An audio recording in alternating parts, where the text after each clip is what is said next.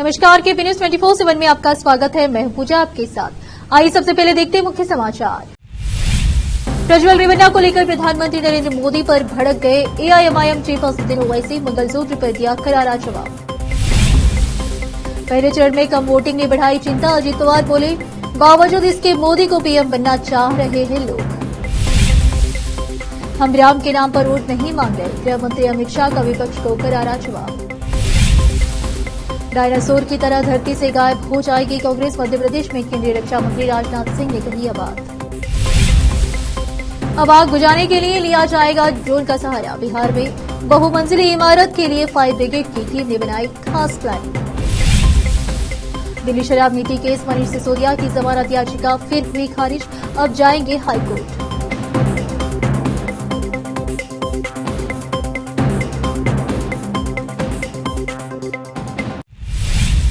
अब समाचार विस्तार से।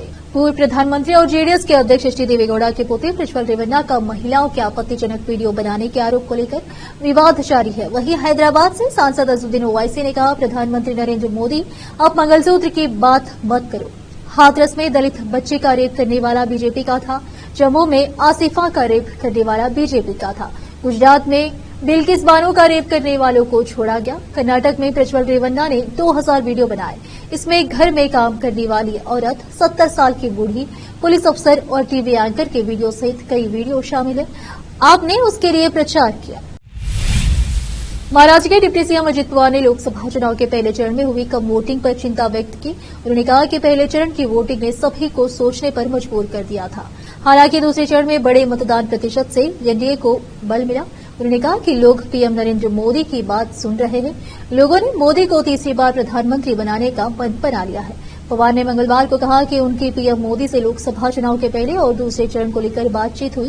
उन्होंने पीएम से महाराष्ट्र और देश में एनडीए के प्रति माहौल के बारे में पूछा। हालांकि पहले चरण में करीब 50% वोटिंग हुई, जिसने सोचने पर मजबूर कर दिया। वहीं दूसरे चरण में वोटिंग प्रतिशत बढ़कर 60% के पार चला गया, जिससे एनडीए को बल मिला। कहा, देश और महाराष्ट्र में एनडीए को लोगों का भरपूर समर्थन मिल रहा है। पवार ने कहा, लोग प्रधानमंत्री नरेंद्र मोदी की बात सुन रहे हैं। वहीं पीएम मोदी भी लोगों को बता रहे हैं कि उन्हें एनडीए के लिए वोट क्यों करना चाहिए। बीते कल पुणे में पीएम मोदी की रैली थी। वहां करीब 1 घंटे की देरी से रैली को संबोधित करने के लिए पहुंचे। इसके बावजूद लोग उनको सुनने के लिए वहां पर डटे रहे। बिहार की राजधानी पटना के कोतवाली थाना क्षेत्र के पटना जंक्शन के पास पिछले 25 अप्रैल को अग्निकांड हादसे में 7 लोगों की मौत के बाद प्रशासनिक अमला आग से जान माल की क्षति को रोकने के लिए हर संभव प्रयास में जुट गया है। इसी कड़ी में बिहार अग्निशमन विभाग अब आग बुझाने के लिए फाइटिंग ड्रोन का इस्तेमाल करने जा रहा है। फाइटिंग ड्रोन बहुमंजिली इमारतों पर आग के प्रभाव को कम करने में कारगर साबित होंगे। तंग गलियों और संकीर्ण जगह पर भी फायर फाइटिंग ड्रोन समय रहते पहुंच जाएंगे। खास बात यह है कि इन फायर फाइटिंग ड्रोन में फोम बेस्ड टेक्निक से आग पर काबू पाया जा सकेगा। जहां केमिकल आग का प्रभाव अधिक होगा, वहां पर यह तकनीकी कारागार तरीके से आग पर काबू पा सकेगी। आज पटना में इसका परीक्षण भी किया गया। अग्निशमन विभाग के अधिकारियों के अनुसार यह परीक्षण प्रभावित रहा। आने वाले दिनों में ड्रोन को पहली बार आग लगे की घटनाओं में काबू पाने के लिए उपयोग में ले जा सकेगा। अग्निशमन विभाग के अधिकारियों की माने तो जमीन से 60 मीटर की ऊंचाई तक फायर फाइटिंग ड्रोन काम कर सकेगा। केंद्रीय गृह मंत्री अमित शाह ने मंगलवार को आरोप लगाया कि कांग्रेस यह झूठ फैला रही है कि भारतीय जनता पार्टी तीसरे कार्यकाल के लिए सत्ता में आई तो उसका इरादा संविधान बदलने और आरक्षण समाप्त करने का है। शाह ने दावा किया कि जनता के आशीर्वाद और समर्थन से भाजपा लोकसभा चुनाव में 400 से अधिक सीट जीतने के लक्ष्य की ओर बढ़ रही है। साथ ही उन्होंने कहा कि हम कोई तुष्टीकरण की राजनीति नहीं कर रहे हैं। अमित शाह ने कहा, असम में हम कोई तुष्टीकरण की राजनीति नहीं कर रहे हैं, लेकिन हमें यकीन है कि 14 में से 12 सीटें जीतेंगे। हम राम के नाम पर वोट नहीं मांग रहे हैं, हम सिर्फ यह कह रहे हैं कि हमारे समय में राम मंदिर बना, हमने उसका उद्घाटन किया और उन्होंने कांग्रेस राम का बहिष्कार किया। भाजपा धर्म के आधार पर आरक्षण में विश्वास नहीं रखती। हम मतदाताओं को अल्पसंख्यक या बहुसंख्यक के रूप में नहीं देखते। भाजपा अयोध्या में राम मंदिर बनाएगी और वहां राम मंदिर बनाना चाहिए। यह हमारा घोषणा पत्र में 1989 से है। केंद्रीय रक्षा मंत्री राजनाथ सिंह ने एक बार फिर कांग्रेस पर जोरदार हमला बोला है। उन्होंने कहा कि जिस तरह धरती से डायनासोर लुप्त हो गया, वैसे धरती से कुछ दिनों में कांग्रेस लुप्त हो जाएगी। मध्य प्रदेश के खंडवा में चुनौती सभा को संबोधित करते हुए राजनाथ सिंह ने कहा कि कुछ सालों बाद जब बच्चे पूछेंगे कौन कांग्रेस। खंडवा में चुनावी रैली को संबोधित करते हुए केंद्रीय रक्षा मंत्री राजनाथ सिंह ने कहा, पंडित जवाहरलाल नेहरू कहते थे कि हमारी सरकार बनी तो वह देश से गरीबी हटा देंगे। इंदिरा गांधी, राजीव गांधी और डॉक्टर मनमोहन सिंह ने भी यही कहा था, लेकिन किसी ने गरीबी नहीं हटाई। पीएम मोदी के नेतृत्व में 25 करोड़ से अधिक लोगों को गरीबी रेखा से बाहर निकाला गया है। और फिलहाल लेते एक छोटा सा ब्रेक।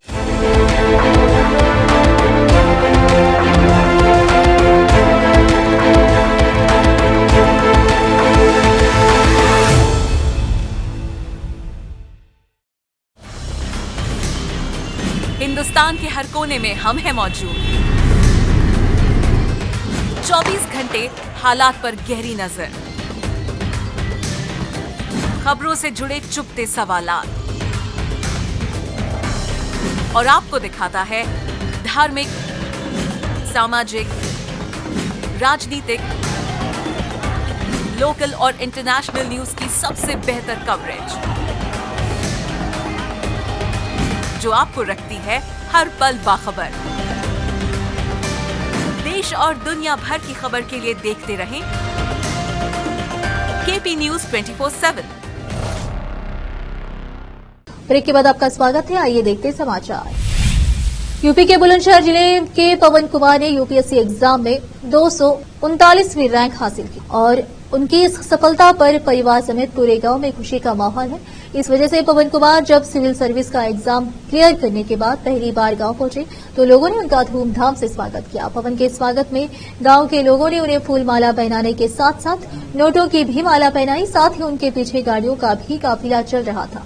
पवन कुमार का स्वागत स्कॉर्पियो कार में किया गया। इस दौरान वह कार की सनरूफ खोलकर गाड़ी की छत पर बैठे नजर आए और उन्होंने लोगों के अभिवादन का स्वीकार किया। क्षेत्र में गाड़ियों के काफिले के साथ बेहद ही शानदार तरीके से पवन कुमार का स्वागत किया गया। इस दौरान लोग नाचते गाते हुए दिखाई दिए। कुछ लोग खुशी में कार की छतों पर और बोनेट पर भी खड़े हुए दिखाई दिए।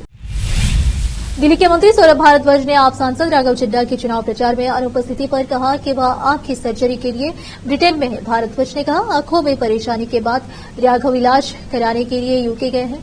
मुझे बताया गया कि यह काफी गंभीर था और अगर समय पर इलाज नहीं मिलता तो आंखों की रोशनी जाने की संभावना थी। मैं उनके शीघ्र स्वास्थ्य होने की कामना करता हूं और जैसे ही वह ठीक होंगे वह भारत वापस आएंगे और पार्टी के अभियान में शामिल होंगे। आम आदमी पार्टी के सूत्रों के मुताबिक राघव चड्ढा आंख के रेटिना डिटैचमेंट को रोकने के लिए ब्रिटेन में विट्रेक्टोमी सर्जरी कराने गए हैं। रेटिना डिटैचमेंट एक ऐसी स्थिति है जहां आंख के पीछे का नाजुक ऊतक अपनी सामान्य स्थिति से अलग हो जाता है, जिससे आंखों की रोशनी चली जाती है। यदि समय पर इसका इलाज नहीं कराया जाए तो ये छोटे छिद्र तेजी से बढ़ सकते हैं, जिससे गंभीर रूप से दृष्टिबाधित होने अथवा अंधापन भी हो सकता है। दिल्ली के शराब नीति केस में 14 महीने से तिहाड़ जेल में बंद पूर्व डिप्टी सीएम मनीष सिसोदिया को एक बार फिर कोर्ट से झटका लगा है। मंगलवार को सिसोदिया की जमानत याचिका राउज एवेन्यू कोर्ट में खारिज हो गई है। सिसोदिया ने मुकदमे में देरी के आधार पर जमानत मांगी थी। उनकी जमानत का सीबीआई और ईडी ने विरोध किया था। ये तीसरी बार है जब उनकी जमानत याचिका खारिज की गई है। इससे पहले निचली अदालत दिल्ली हाईकोर्ट और सुप्रीम कोर्ट ने मनीष सिसोदिया को जमानत देने से इनकार कर दिया था। वहीं राउज एवेन्यू कोर्ट के इस फैसले को चुनौती देते हुए मनीष सिसोदिया अब हाईकोर्ट का रुख करेंगे।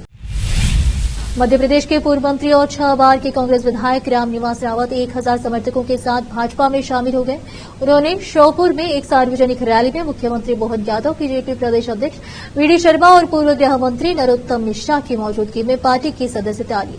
रामनिवास रावत जब भाजपा में शामिल हो रहे थे उसी वक्त राहुल गांधी पड़ोसी जिला भिंड में चुनाव प्रचार के दौरान एक सभा को संबोधित कर रहे थे। रामनिवास रावत के बीजेपी ज्वाइन करने पर कांग्रेस मीडिया विभाग के अध्यक्ष मुकेश नायक ने कहा कि संघर्ष करने का दम और राजनीतिक विचारों पर टिकने की क्षमता सब लोगों में नहीं होती है।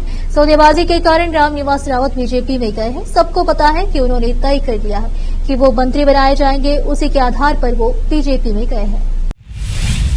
अब फिलहाल लेते एक और छोटा सा ब्रेक।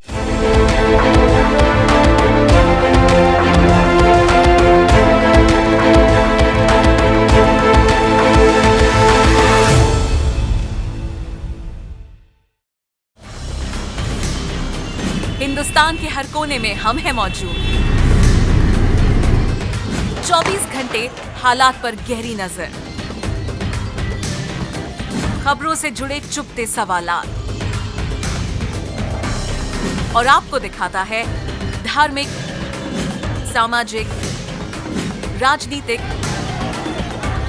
लोकल और इंटरनेशनल न्यूज की सबसे बेहतर कवरेज,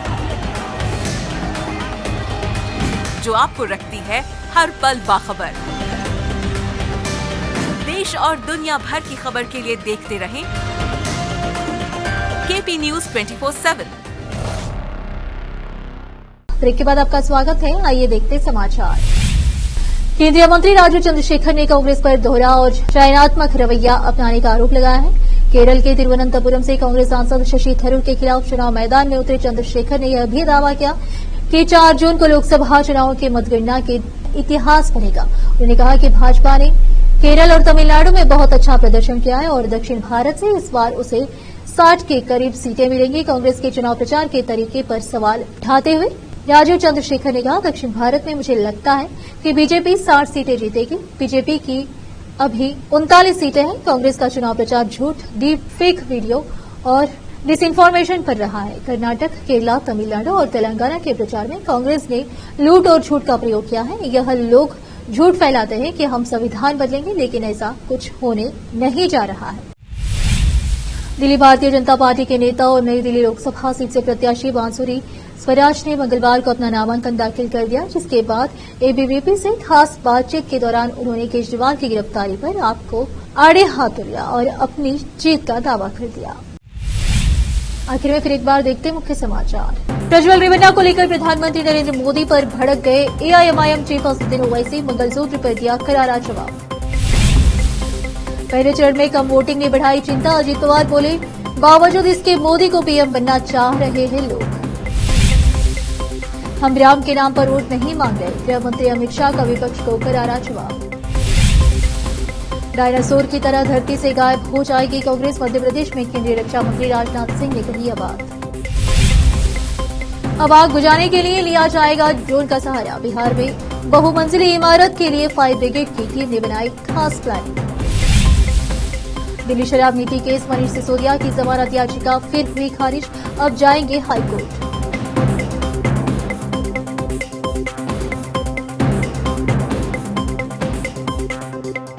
केपी न्यूज में इतना ही। देश प्रदेश के समाचारों के लिए देखते रहिए आपका अपना चैनल केपी न्यूज 24/7। धन्यवाद।